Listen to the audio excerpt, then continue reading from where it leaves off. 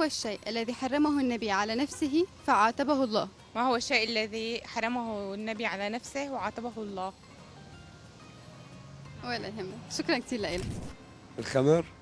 بعتذر منك، أكيد رب العالمين ما حيعاتب الرسول لأنه حرم على نفسه الخمر. شكرا كثير لك. ما بعرف، أنا ما عندي اطلاع أمور دينية. والله سؤال صعب. مثل شو يعني عاتبوا عليه؟ واحدة منه، هي شغلة واحدة. ما في غيرها. الشرك بالله. شو هو؟ أنا عم أسألك، عندك فكرة؟ لا. والله بعرفه بس نسيانة.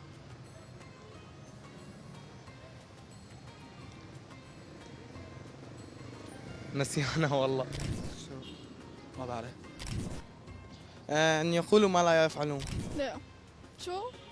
ما هو الشيء الذي حرمه النبي على نفسه فعاتبه الله؟ ما بعرف. النبي على نفسه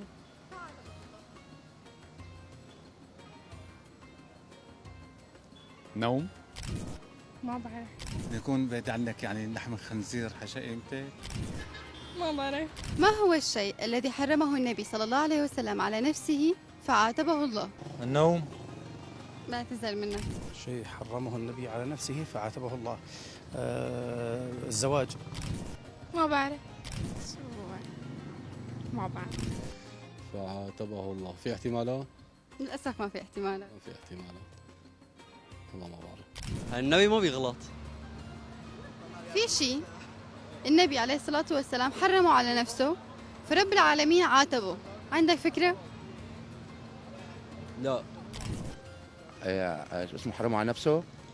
عاتبه في الله. متذكرة بس والله ما اسف. حرمها على نفسه. شو هو؟ أنا عم أسألك، ما عندك فكرة؟ لا. شكرا لك. حرموا نفسه حرمه على نفسه فعاتبه رب العالمين. قسموا رب العالمين. ما عندك فكرة؟ لا. حرموا نفسه. في ببالك شي جواب؟ والله ما كثير عبدون، ما كثير واحد. لما تحرم ما أحل الله لك تبتغي مرضات أزواجك، هي الآية هيك. عاتبه الله عليها. ما بعرف. ما بعرف. النساء. بعتذر منك. ما هو الشيء الذي حرمه النبي عليه الصلاة والسلام على نفسه فعاتبه الله؟ العسل. العسل. ما شاء الله حولك عمو. ربحت معي جائزة على هذا السؤال بقيمة 20,000. تفضل. جاهز للسؤال الثاني؟ تفضلي. ماذا قالت زوجة أبو لهب للنبي محمد عليه الصلاة والسلام حين انقطع عنه الوحي؟ تبت يدا أبي لهب وتب ما أغنى عنه ماله وما كسب.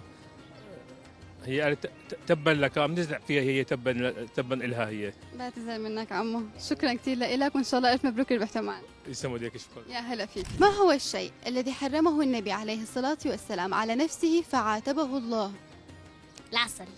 العسل. ما شاء الله حولك حبيبة قلبي. ربحتي معي جائزة على أول سؤال بقيمة 20,000. تفضلي يا فرح. فرح مو؟ ايه. يلا يا فرح، جاهزة للسؤال الثاني؟ يلا يا رب. ماذا قالت امرأة أبو لهب للنبي عليه الصلاة والسلام حين انقطع عنه الوحي؟ لقد تركك ربك. ما شاء الله حولك يا فرح، برافو عليك يا حبيبة قلبي. ربحتي معي جائزة ثانية على هذا السؤال بقيمة 50,000. تفضلي يا فرح. جاهزة للسؤال الثالث؟ إيه. من هو النبي صاحب الصوت الجميل؟ ما بعرف. حبيبة قلبي ولا يهمك، إن شاء الله ألف مبروك اللي ربحتيهم معنا يا فرح. شكرا.